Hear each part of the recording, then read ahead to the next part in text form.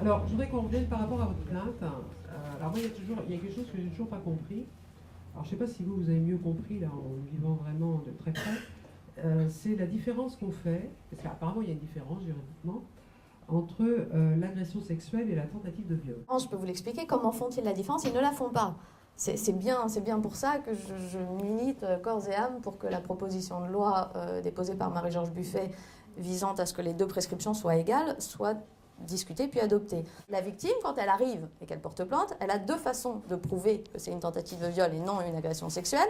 La première, c'est de prouver qu'il y a eu un commencement d'exécution. Tout ça est vérifiable dans les textes. Le commencement d'exécution, vulgairement parlant, ça veut dire qu'il faut qu'elle prouve que l'agresseur a bandé. C'est très difficile à prouver quand même, globalement.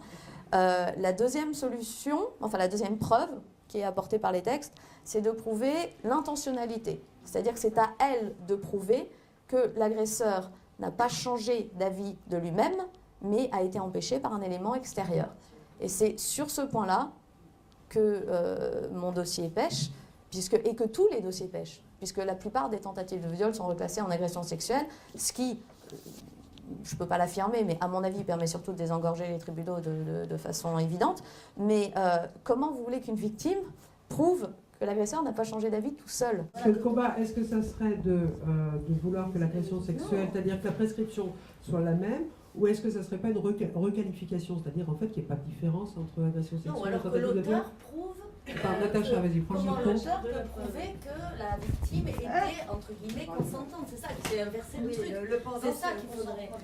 Non, parce que... On parle plus fort parce que je ne suis pas sûre qu'on t'ait entendu. Non, parce qu'en France, il y a quand même la présomption d'innocence. Donc c'est de toute façon à l'accusateur de prouver la culpabilité de celui... Ça, on ne peut pas revenir là-dessus. Mais si, parce que le fait que ça repose sur la victime de prouver qu'en gros... Je suis parfaitement d'accord. Ça va pas. Alors je suis parfaitement d'accord, mais ça... Demander, par exemple, de faire des STA ou pas faire des STA, qu'est-ce qui vous prouvait que la victime, au fond, présupposée victime, était présupposément consentante?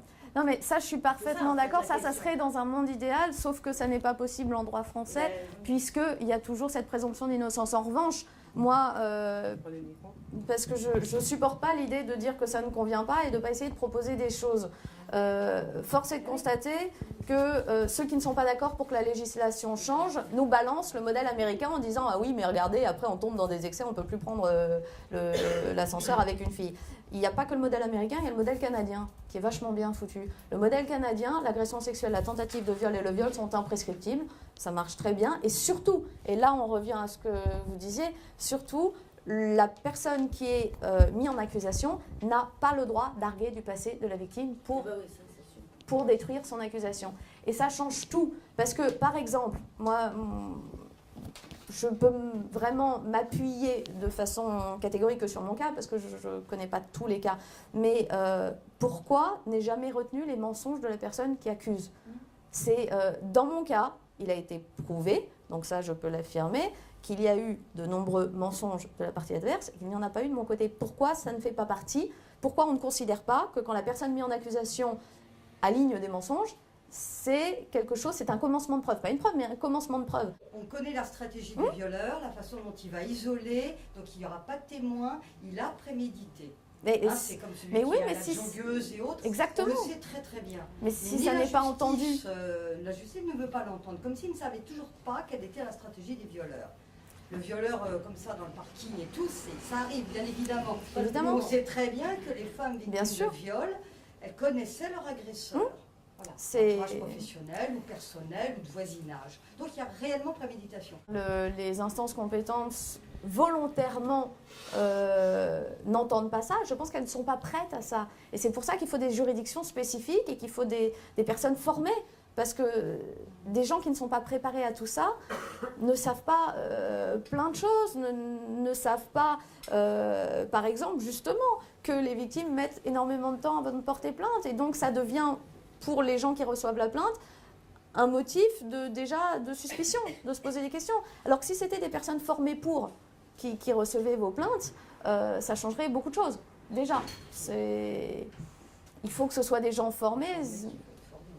Et il faut avoir la volonté de former, il faut des juridictions formées, voilà, ça je pense que c'est vraiment des combats importants dont effectivement, j'avoue que je n'avais pas pris conscience avant tout ça parce que je pensais que, bêtement et naïvement, je pensais qu'il n'y a que moi qui n'osais pas porter plainte parce que c'était lui, quoi. Et j'ai découvert que, très récemment, que ce que j'avais vécu, c'était finalement en démultiplié, mais ce que vivent toutes les femmes dans les mêmes situations. Et ça, humainement et citoyennement et en tant que femme, et voilà, je ne peux pas l'admettre. Alors je ne dis pas que je peux révolutionner le monde, mais comme toute chose qu'on ne peut pas admettre, et ben à son échelle, on essaye de se bouger pour que ça change, quoi. Et je pense que déjà, si la loi elle change en la matière, si petit à petit on obtient des personnels formés, si, ça peut avancer. Enfin, on a quand même un exemple, le Canada, qui fonctionne beaucoup mieux.